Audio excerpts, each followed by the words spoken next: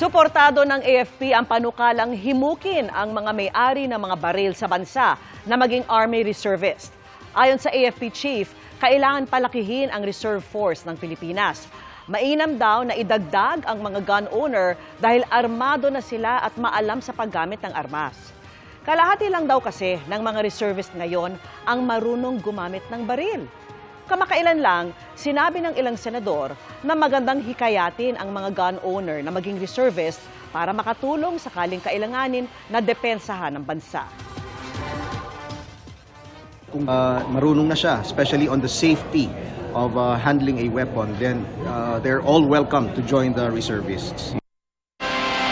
Mga kapuso, kasama nyo kami 24 oras. Mag-subscribe sa GMA Integrated News sa YouTube. Sa mga kapuso abroad, bisitahin ang GMA Pinoy TV at www.gmanews.tv.